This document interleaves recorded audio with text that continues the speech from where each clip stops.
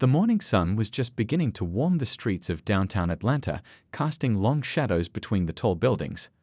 The bus stop on Seba Street was mostly empty, except for a teenage girl in a powered wheelchair who had positioned herself perfectly under the shelter's overhang.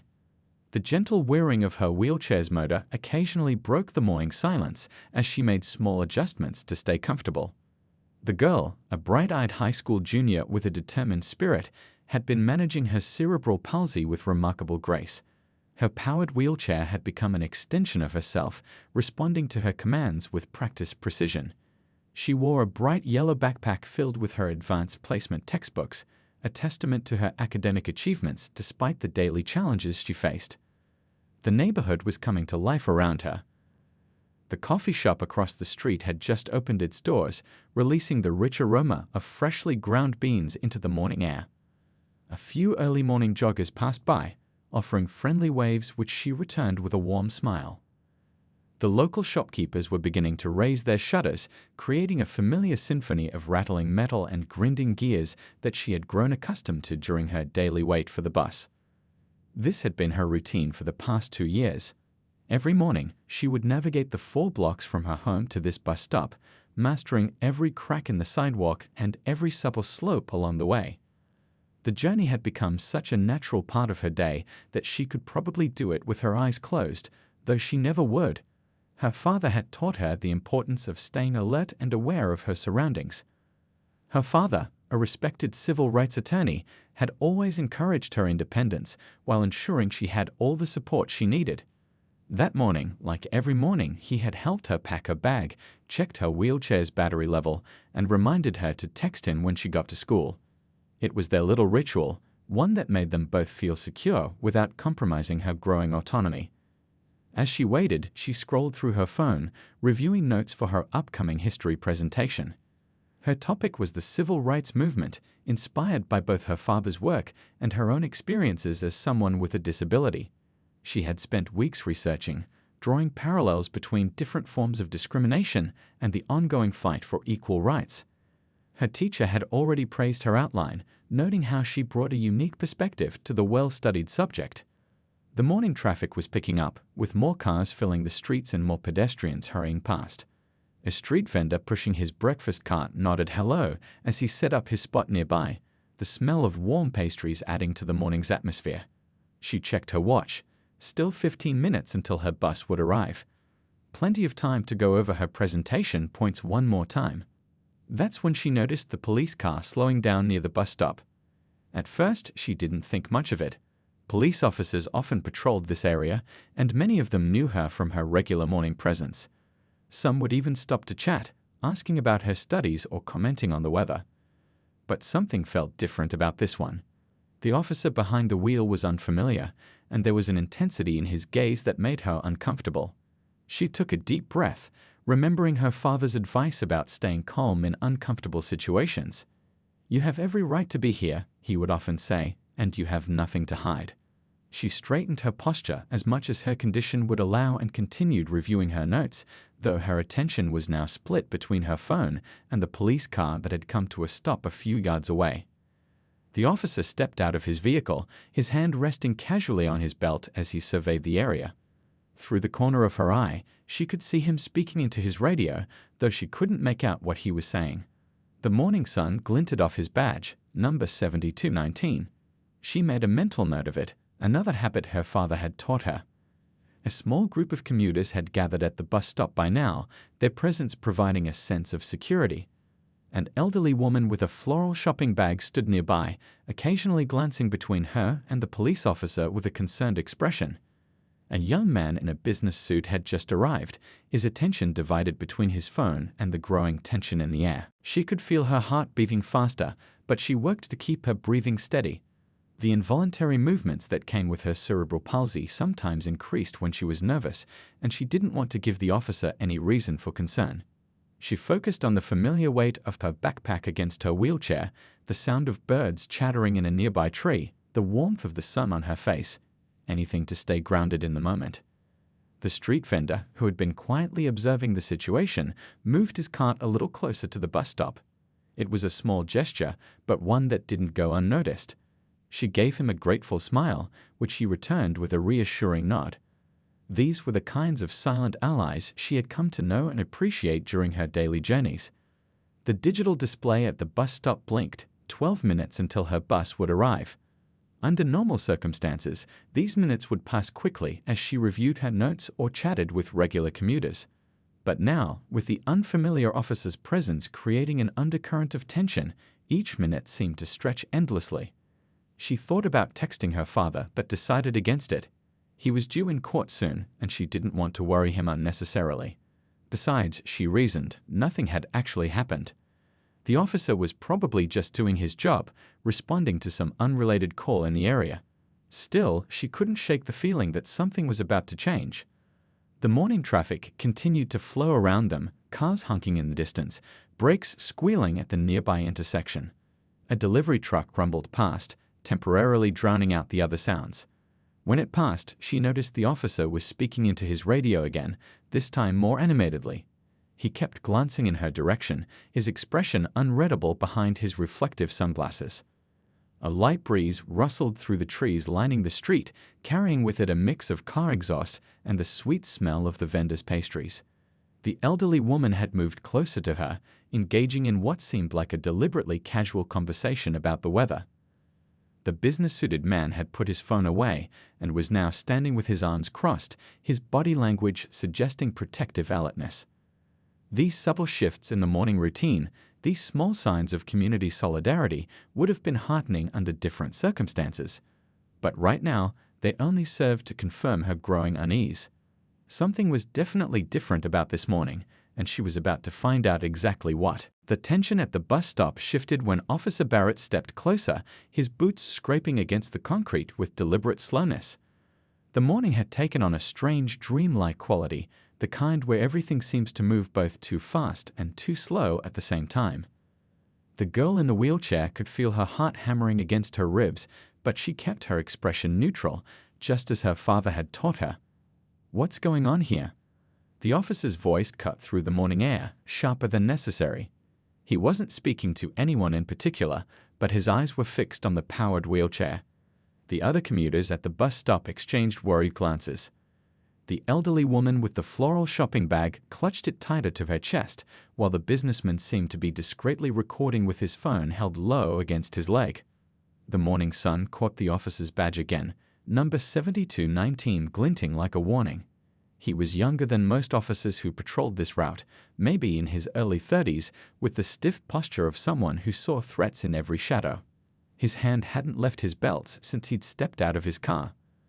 "Just waiting for the bus, officer," the girl responded, her voice clear despite her nervousness.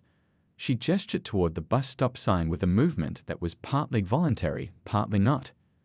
This was something she dealt with daily, the way her cerebral palsy caused her muscles to move in ways she didn't intend. Usually, people understood once she explained. Usually. But Officer Barrett's eyes narrowed at her movement. "Keep your hands where I can see them," he barked, taking another step forward. The command made no sense. Her hands were already visible, resting on her wheelchair's controls. The street vendor selling breakfast nearby had stopped arranging his pastries, his experienced eyes reading the situation with growing concern. "Officer, I have cerebral palsy," she explained calmly, though her heart was racing faster now. "These movements are normal for my condition. I'm just waiting for my school bus." She spoke slowly and clearly, the way she'd practiced with her father during their mock scenarios at home. But something in Officer Barrett's stance told her he wasn't listening, wasn't really hearing her words. The morning traffic continued to flow behind them, cars passing by oblivious to the drama unfolding at the bus stop. A city bus, not hers, rumbled past, its passengers gazing out the windows with varying degrees of concern.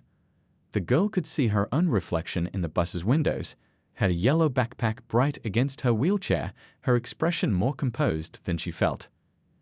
"I've received reports of suspicious activity in this area," Officer Barrett announced, his voice carrying that official tone that seemed designed to justify whatever came next. The girl noticed he didn't specify what kind of suspicious activity or who had reported it. The businessman in the suit had shifted his position slightly, making sure his phone had a clear view of what was happening. "Officer, if I may," the elderly woman began, stepping forward with the authority that only comes with age. "This young lady is here every morning. She's a student and—" But Officer Barrett cut her off with a sharp gesture. "Ma'am, please step back. This is a police matter." The girl felt a familiar flutter of muscle spasms coming on, the kind that always got worse when she was stressed. She tried to breathe deeply, to stay calm, but her body had its own agenda. Her right arm jerked slightly, a totally normal movement for someone with her condition. But in Officer Barrett's eyes, she saw something change, saw his training and prejudices override his common sense. "Stop resisting," he shouted, though she wasn't resisting anything except her own nervous system. The absurdity of the command might have been funny under different circumstances. The street vendor had pulled out his phone now too, all pretense of arranging pastries abandoned. More bystanders had gathered at the edges of the scene, their morning routines forgotten in the face of the unfolding situation. "I'm not resisting," she said, her voice somehow staying steady even as her muscles continued their involuntary dance. "This is just how my body moves. If you'd like, you can call my father. He's an attorney, and he can explain." The mention of an attorney seemed to trigger something in Officer Barrett. His face hardened, and he reached for his radio. "Dispatch, I've got an uncooperative subject at Seaver Street bus stop. Possibly under the influence, making erratic movements." The girl felt a chill despite the warm morning sun. The situation was spiraling, and she could see it happening in slow motion. The other commuters had backed away, forming a loose circle around the scene. Some had their phones out now, recording openly. The elderly woman was speaking urgently into her own phone, her floral shopping bag forgotten at her feet. Through the growing tension, distant sirens began to wail, though whether they were heading this way or somewhere else was impossible to tell. The girl's wheelchair suddenly felt very small and exposed under Officer Barrett's looming presence. She thought about her father, probably sitting in his office right now, preparing for court. She thought about her history presentation, still pulled up on her phone screen. She thought about how quickly an ordinary morning could turn into something else entirely. "Last warning," Officer Barrett said, though he hadn't actually given any previous warnings. "Show me your hands and stop making sudden movements." The command was impossible to follow, like asking someone to stop their heart from beating. Her cerebral palsy didn't work that way, wouldn't work that way no matter how many times he demanded it. The street vendor had edged closer to his cart, as if considering whether to move it between the officer and the girl. The businessman in the suit was speaking quietly but urgently into his phone, his free hand clenched into a fist at his side. The elderly woman had finished her call and was now standing as tall as her curved spine would allow, her eyes fixed on Officer Barrett with the kind of disapproval only grandmothers can muster. More cars were slowing as they passed, drivers rubbernecking to see what was happening. The morning had become a stage, with an audience gathering for a play nobody wanted to watch. The girl could feel sweat beading on her forehead, could feel her muscles continuing their unwilling dance. She thought about all the training her father had given her for situations like this, but somehow none of it seemed adequate for the reality unfolding before her. The digital display at the bus stop blinked again, 7 minutes until her bus would arrive. 7 minutes that suddenly felt like an eternity. 7 minutes that would change everything about this ordinary Tuesday morning. Officer Barrett's hand had moved from his belt to his chest, fingers drumming against his vest, as if counting down to something. The girl took another deep breath, trying to center herself in the chaos. She didn't know it yet, but in those moments, dozens of videos were being uploaded to social media. Dozens of witnesses were documenting what was about to happen.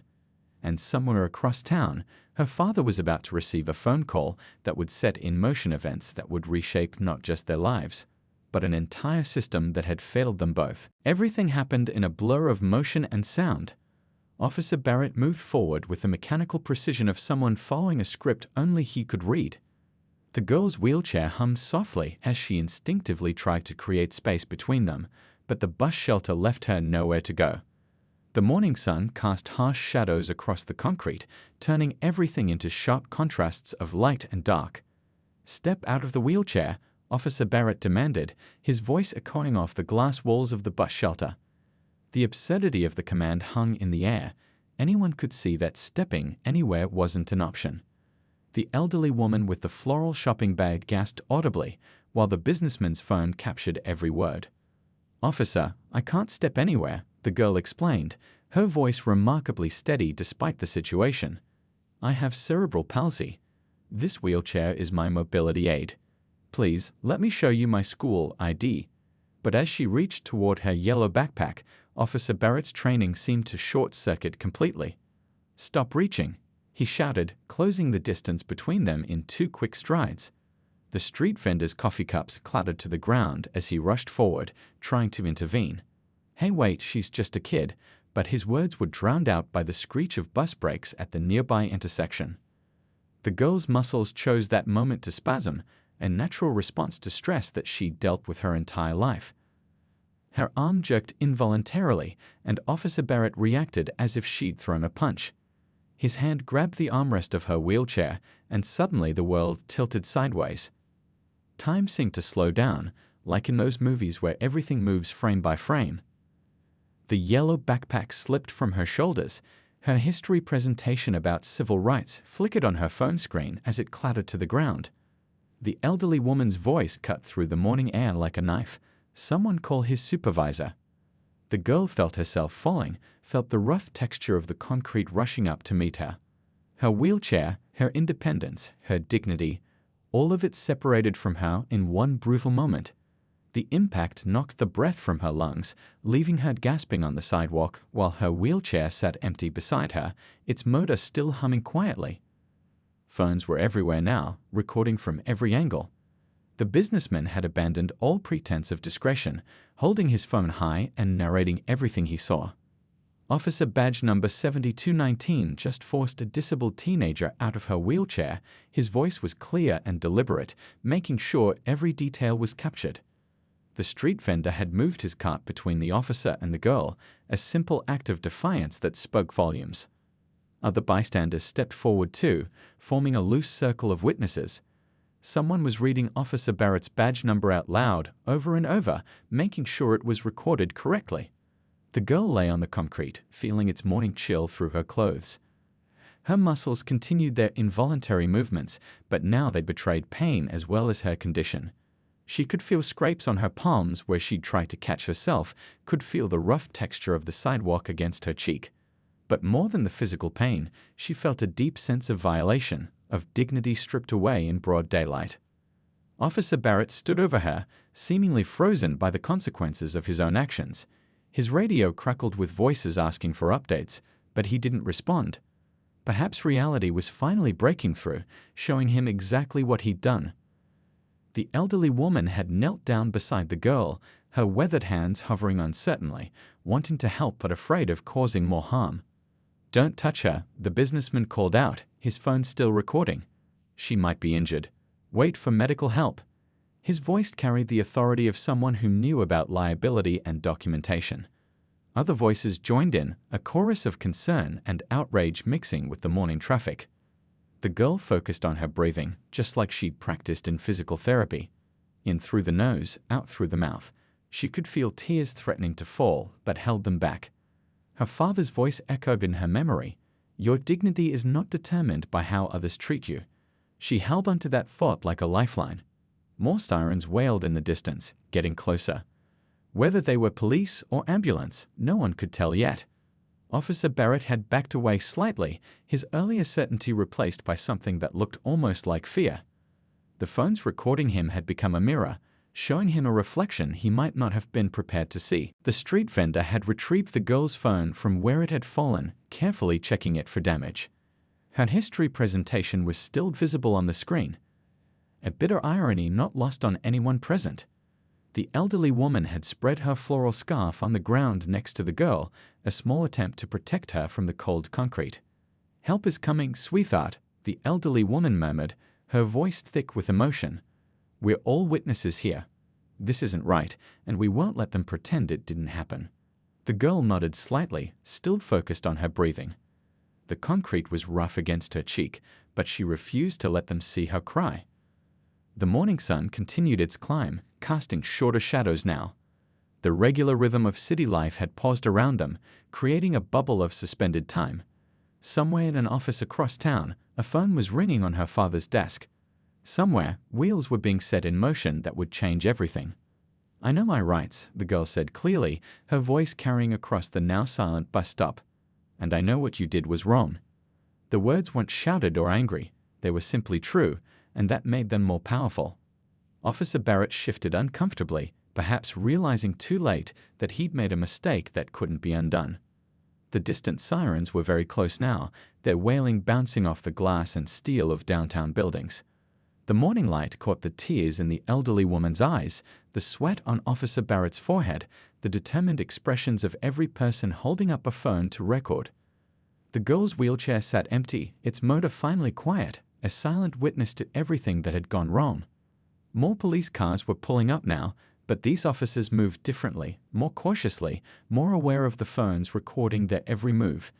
An ambulance rounded the corner, its lights painting everything in flashes of red and white. The girl closed her eyes briefly, knowing that what had started as a routine morning had become something else entirely, a moment that would be watched by thousands, a catalyst for change that no one had seen coming. The businessman was still narrating, his voice steady and clear. "It's 8:47 a.m., Tuesday morning. We're at the bus stop on Seba Street. Officer badge number 7219 has just assaulted a disabled teenager who was waiting for her school bus. Multiple witnesses present. Medical help is arriving now." His methodical documentation would later become crucial evidence, but in that moment it was simply one more voice refusing to let injustice pass unnoticed. The girl could hear the ambulance doors opening, could hear the rustle of emergency medical equipment. Soon there would be questions and forms and statements to make. But for now, she just kept breathing, kept holding onto her dignity, kept believing in the justice her father had always fought for. The morning wasn't over yet, and its echoes would resonate far beyond this single moment on a downtown sidewalk. The courthouse stood tall against the morning sky, its marble steps already warming in the sun. In courtroom 302, a father stood at the polished wooden podium, his carefully prepared notes spread before him. As one of the city's most respected civil rights attorneys, he had spent 20 years fighting for justice in rooms just like this. But today, those 2 decades of experience meant nothing compared to the urgent vibration of his phone in his pocket. He felt it first during his opening statement, 3 quick buzzes, then silence. Then again, and again. Years of courtroom discipline kept his voice steady as he continued addressing the judge, but his hand instinctively moved to his pocket. Something wasn't right. His daughter always texted just once when she got to school. "Never like this." "Your Honor," he said, his voice carrying the weight of 20 years of respect earned in these halls, "I apologize, but I need to request a brief recess." The judge peered over her glasses, surprised by the interruption from a lawyer known for his perfect timing and preparation. But something in his expression must have conveyed the urgency, because she nodded without hesitation. The moment he stepped into the marble hallway, he pulled out his phone. 15 missed calls, 23 text messages. His heart stopped when he saw the first video link sent by a number he didn't recognize. The caption read, "Your daughter needs you at Seba Street bus stop. Now." His fingers trembled as he pressed play. The video was shaky, filmed by someone trying to be discreet, but the scene was clear enough. His daughter's yellow backpack, her wheelchair, the officer, the fall. His laptop bag hit the floor, papers spilling across the polished marble, but he was already running. The courthouse elevator was too slow. He took the stairs 3 at a time, his court shoes echoing in the stairwell. 20 years of fighting injustice in courtrooms hadn't prepared him for seeing it happen to his own child. His tie flew over his shoulder as he burst through the courthouse doors into the morning sun. The parking garage was 3 blocks away, but he didn't even consider getting his car. On foot, he could cut through alleys, dodge traffic, move faster than any vehicle could in downtown morning traffic. His dress shoes slapped against the pavement as he ran, dodging pedestrians who turned to stare at the sight of a man in a court suit sprinting through the streets. More videos were pouring into his phone. The whole scene was going viral in real time. He saw his daughter on the ground, saw the officer standing over her, saw the crowd of witnesses with their phones raised like shields. His lungs burned as he ran, but he barely noticed. Every face he passed was looking at phones, some pointing in the direction he was already running. The incident was spreading through the city's social media like wildfire. As he rounded the corner onto Cedar Street, he heard the sirens before he saw them. Red and blue lights bounced off the glass buildings, creating a disco of emergency colors. The crowd had grown, dozens of people now, their phones still recording everything. He pushed through them, his tie askew, sweat soaking through his court suit. The first thing he saw was the empty wheelchair, sitting at an angle that told the whole story. Then he spotted his daughter on the ground, an elderly woman kneeling beside her with a floral scarf spread underneath. A street vendor had positioned his cart like a barricade between them and Officer Barrett, who stood awkwardly to the side, looking less certain with each passing minute. "I'm her father," he announced, his voice carrying the same authority he used in courtrooms, but now edged with something deeper, a parent's fierce protection. The crowd parted automatically. The businessman with the phone was still narrating everything. "The father has arrived. He's a civil rights attorney. This is about to get interesting." He knelt beside his daughter, his expensive suit pants grinding against the concrete. His hand found hers, and he felt her squeeze back. Their secret signal that had always meant, "I'm okay." But he could see she wasn't okay. The scrapes on her palms, the way she held herself, the dignity she was fighting to maintain in front of all these staring eyes, none of it was okay. The EMTs were trying to assess her, but they worked around him, recognizing that moving a father from his injured child would be harder than working with him there. He listened to their questions, watched their careful movements, all while his legal mind was already building the case. Badge numbers, witness statements, video evidence. The system he'd worked within for 20 years was about to see exactly how well he understood its weakest points. Officer Barrett took a step forward, perhaps feeling he should say something, but the father's raised hand stopped him cold. "Officer badge number 7219, he said, his voice carrying clearly across the now hushed scene, "I suggest you exercise your right to remain silent. Everything else can and will be handled through proper channels." The words weren't shouted or threatening. They didn't need to be. Everyone watching heard the steel beneath the professional calm. This wasn't just a lawyer speaking, this was a father promising consequences through official channels. Several onlookers nodded in approval, their phones still recording every word. His daughter's phone was returned to him by the street vendor, the screen still showing her civil rights presentation. The irony wasn't lost on anyone present. He slipped it into his pocket, along with his own phone that was still buzzing with incoming messages. The videos were spreading faster now, reaching newsrooms and advocacy groups across the city.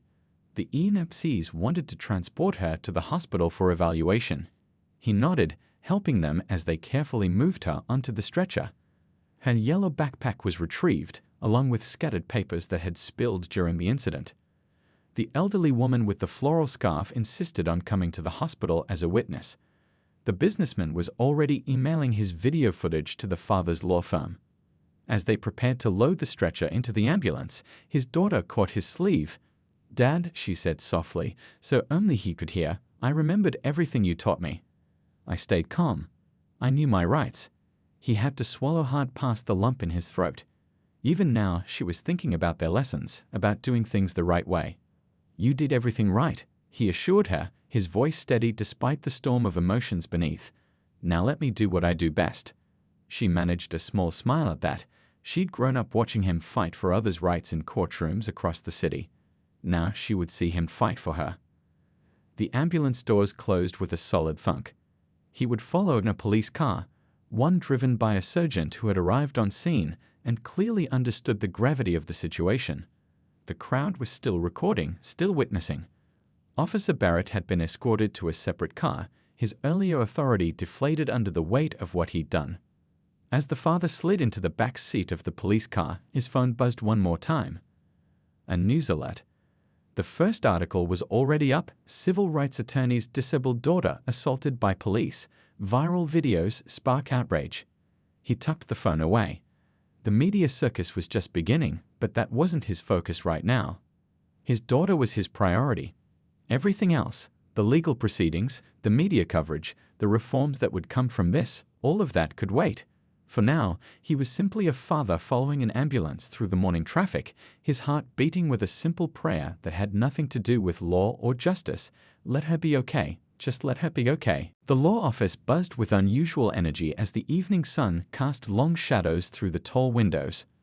Papers covered every surface, laptops hummed on every desk, and phones rang constantly. The father had transformed from a worried parent at the hospital into something else entirely, a legal force of nature, gathering strength with each passing hour. The medical report sat open on his desk, minor injuries, bruising, and trauma from the fall. But it was the psychological impact that made his hands shake as he read. Patient shows signs of acute stress response. His daughter was home now, resting, surrounded by family friends. Her wheelchair had been repaired, but she hadn't wanted to use it yet. Some damages couldn't be fixed with just a screwdriver and spare parts. "We've got something," called out a young paralegal, hurrying into his office with a tablet. Officer Barrett's body camera footage just came through. "And sir, it's worse than the cell phone videos." The father nodded, steeling himself before pressing play. The footage was crystal clear. Every command, every moment, every violation of protocol captured in high definition. His phone lit up with another text from the businessman who'd recorded everything. More witnesses had come forward, including a bus driver who'd seen the whole thing from across the street. The elderly woman with the floral scarf had already given her statement, her voice strong and clear as she described everything she'd seen. "Get me the police department's training manuals," he called out to his team. "All of them. Especially anything about dealing with disabled civilians." His fingers flew across his keyboard, decades of civil rights law flowing through them. This wasn't just about one incident anymore. This was about systemic change. The street vendor had sent over his security camera footage. His cart had captured everything from a different angle. Each new piece of evidence made the case stronger, but also made the father's heart heavier. Every replay was another reminder of his daughter's dignity being stripped away on that concrete sidewalk. His office door opened again. This time it was his longtime colleague, a disability rights specialist he'd worked with on dozens of cases. "The Americans with Disabilities Act violations alone," she said, shaking her head as she dropped another stack of papers on his desk. "We've got them on at least 7 different counts." The media was camping outside the building. Every news outlet wanted a statement, wanted an interview, wanted to be the first to break new details. But the father knew better than to feed that machine too early. Right now, his focus was on building something bulletproof, a case that would force real change. "Sir?" Another paralegal appeared at his door. "The police union lawyer is on line 1. They're wanting to discuss settlement options." The father almost laughed. Settlement. As if this could be solved with a check and a handshake. He shook his head, and the paralegal understood immediately. This wasn't about money. His email inbox dinged with a new message. The city council member he'd worked with on previous civil rights cases had sent over internal police department memos, training records, complaint histories, everything they needed to show this wasn't an isolated incident, it was a pattern. The father rolled up his sleeves, his court suit jacket long since abandoned over a chair. The wall behind his desk was covered in a timeline now, photos, documents, screenshots of social media posts. Each piece carefully placed, building a picture of not just what happened, but why it happened, and more importantly, how to prevent it from happening again. "Get me the department's disability awareness training records," he called out. A young intern rushed to comply, already knowing where to look. The office had become a well-oiled machine, everyone understanding the stakes. This wasn't just another case, this was personal for all of them. His phone buzzed with a text from home. His daughter had finally fallen asleep, exhausted from giving her official statement to Internal Affairs. He allowed himself a moment to look at her photo on his desk, taken last year at her science fair. She was smiling, proud, independent. That spark wouldn't be dimmed by what happened. If anything, it would burn brighter. "The disability advocacy groups are mobilizing," his colleague reported, reading from her tablet. "They want to join the case, make it bigger, turn it into a class action." The father nodded slowly. They'd seen this pattern before, individual incidents becoming movements for change. Sometimes that's what it took. The wall-mounted TV in his office was muted, but he could see the footage playing again. Someone had enhanced the audio, added captions. His daughter's voice came through clearly. "I have cerebral palsy." Officer Barrett's response: "Stop resisting." The contrast between reason and force, between dignity and power, couldn't have been clearer. A stack of letters had appeared on his desk, support from other parents of disabled children, from civil rights organizations, from community leaders, each one adding weight to what he already knew. This case wasn't just about his daughter anymore. It had become something larger, something that could affect policy and training across the entire country. His office phone lit up again, the police commissioner's office. Probably another attempt at damage control. He let it go to voicemail. They'd have their chance to talk, but on his terms, with his evidence laid out and his demands clear. 20 years of civil rights law had taught him when to talk and when to build his case. The sun had set completely now, but no one in the office showed any signs of leaving. Energy drinks and coffee cups cluttered every surface. Takeout containers proved they'd worked through dinner. The father loosened his tie, reviewing another document about police training procedures. "Sir," it was the young paralegal again. "We found something in Officer Barrett's record. 3 previous complaints about excessive force, all swept under the rug." The father's jaw tightened. Of course. There was always a pattern, always signs that had been ignored. His phone buzzed again. A message from the elderly woman with the floral scarf. She'd found more witnesses from the bus stop, regular commuters who'd seen his daughter there every morning. More pieces for the puzzle, more voices to add to the chorus demanding change. The wall-mounted TV switched to a different news channel, showing crowds gathering outside the police department. Peaceful protesters, many in wheelchairs, holding signs demanding better training, better understanding. The father's colleagues paused their work to watch. This was why they'd all chosen civil rights law to support movements like this. His daughter's civil rights presentation was still on her phone, the one she never got to give that morning. He'd read it earlier, fighting back tears at her words about justice and equality. She'd understood it all along, even before experiencing it firsthand. Now her voice would be heard, not just in a classroom, but in courtrooms and council chambers. The Internal Affairs investigation is starting tomorrow, his colleague reminded him, checking their timeline. But we're not waiting for that, are we? The father shook his head. Internal investigations were just one piece of the puzzle. They were building something bigger. A case that would force departments nationwide to confront their failures in dealing with disabled civilians. Another email arrived, this time from a police training expert willing to testify about the gaps in disability awareness training. Then another from a disability rights advocate offering statistics about similar incidents across the country. The evidence was mounting, the case growing stronger with each passing hour. The father stood up, stretching his back after hours at his desk. His team looked up from their work, waiting. They knew that look, the one that meant he'd found the path forward. "We're not just filing a complaint," he announced, his voice firm with conviction. "We're going to change the whole system." His team nodded, understanding exactly what that meant. More late nights, more research, more building of an airtight case that would force real change. But looking at his daughter's picture on his desk, the father knew it was worth it. This was how real change happened, not through violence or revenge, but through the patient, determined application of justice. The investigation room at Internal Affairs was cold and sterile, its white walls decorated only with a clock that ticked too loudly. The investigator, a veteran with salt and pepper hair and reading glasses perched on her nose, spread photographs across the metal table.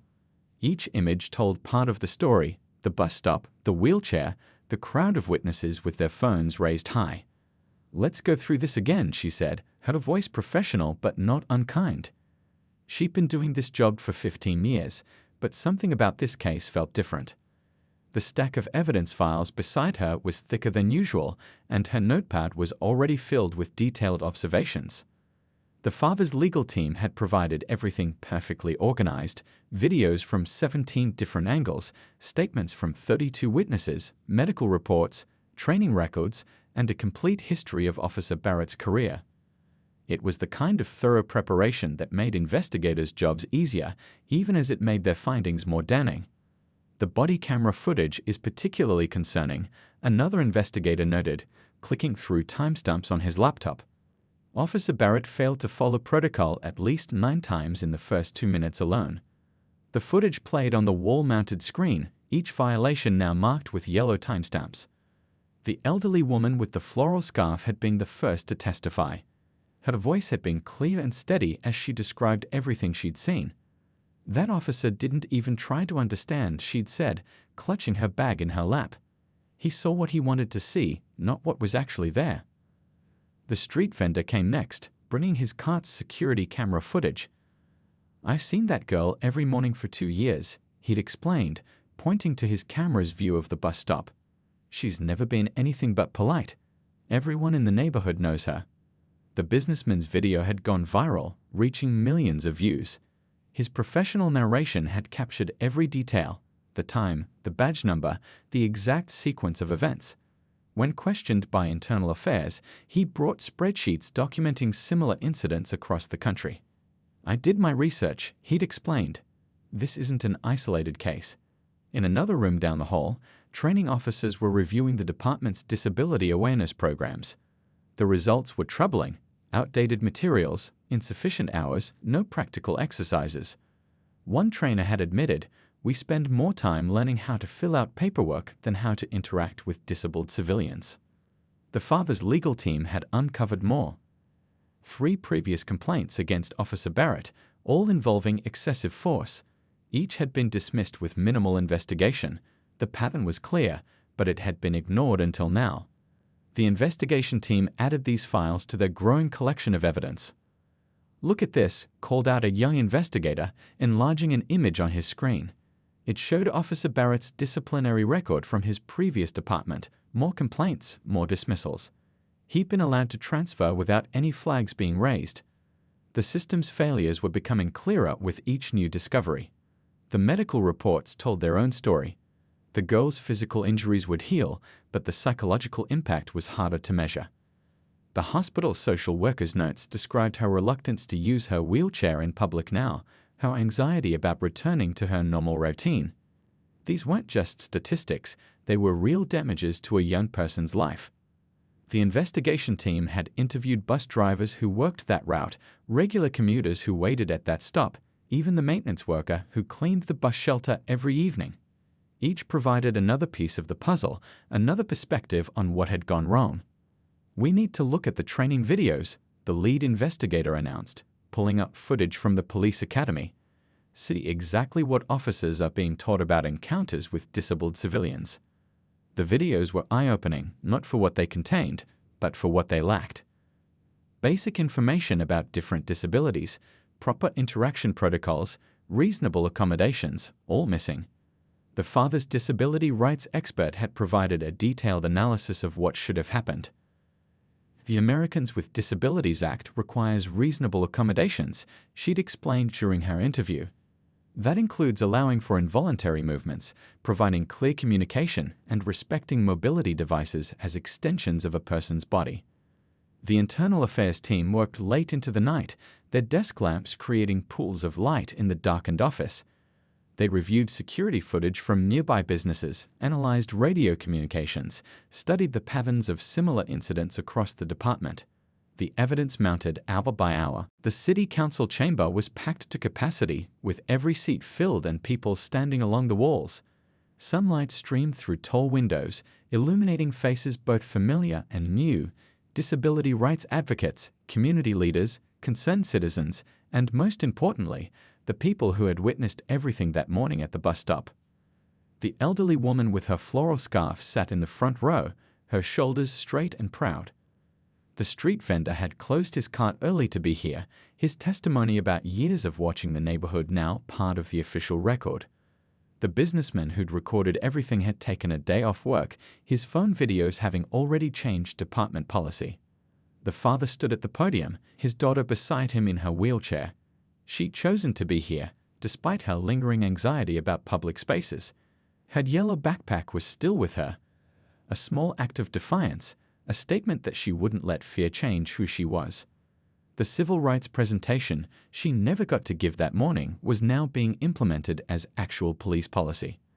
"The changes we're announcing today," the police commissioner began, his voice carrying through the packed chamber, "are not just about one incident. They represent a complete overhaul of how our department interacts with disabled civilians."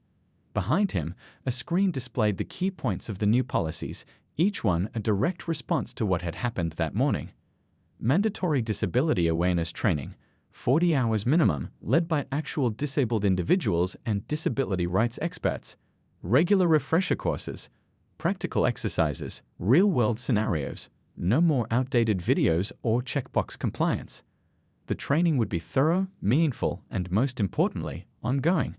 The businessman nodded as he took notes on his tablet. His video had been instrumental in forcing these changes, but he knew documentation didn't stop with one incident. He'd created a civilian oversight group, teaching others how to safely and effectively record police interactions. New use of force policies were outlined in detail. Officers would be required to attempt verbal communication multiple times, to recognize and accommodate different disabilities, to understand that mobility devices were extensions of people's bodies. The policies had been written with input from disability advocates, medical professionals, and legal experts. The street vendor smiled as he listened. He'd already seen changes in his neighborhood, officers taking time to talk with disabled residents, learning their names, understanding their needs. His coffee cart had become a spot where community members and police could have actual conversations, breaking down barriers one cup at a time. Officer Barrett's termination is just the beginning, the commissioner continued. We're reviewing all similar incidents from the past 5 years. Any officer with a pattern of excessive force or discrimination will face consequences. The message was clear. Accountability wasn't just a word anymore, it was a promise.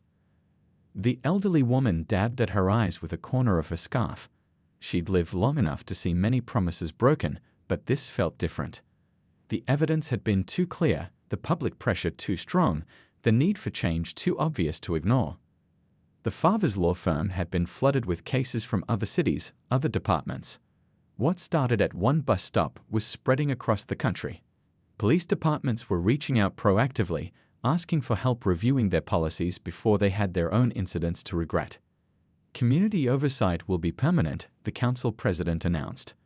A new board was being established, civilians, disability advocates, and legal experts who would review every use of force incident involving disabled individuals. Real oversight, real consequences, real change. The daughter shifted in her wheelchair, feeling the eyes of the chamber on her. She wasn't just a victim anymore. She was a catalyst for change. Her story had opened eyes, changed minds, forced people to confront uncomfortable truths about how society treated its disabled members. The businessman's oversight group had already trained hundreds of citizens in proper documentation techniques. Knowledge is power, he'd tell them, but only if we use it responsibly. His training included not just how to record incidents, but how to do it safely, legally, and effectively. The street vendor had expanded his role too. His cart had become a known safe space in the neighborhood. Officers would stop by, not just for coffee, but to learn about the community they served. He knew every regular customer's name, their stories, their needs, and now he shared that knowledge with those sworn to protect them. New training videos played on screens around the chamber, not the old, outdated materials, but real scenarios, real people, real experiences. The daughter's story was there, along with others who'd come forward. Their voices, their experiences, their humanity, all part of teaching officers to see people, not just situations. The elderly woman had become a regular speaker at police training sessions. I've seen how things used to be, she would tell new officers, and I've seen how they can be better.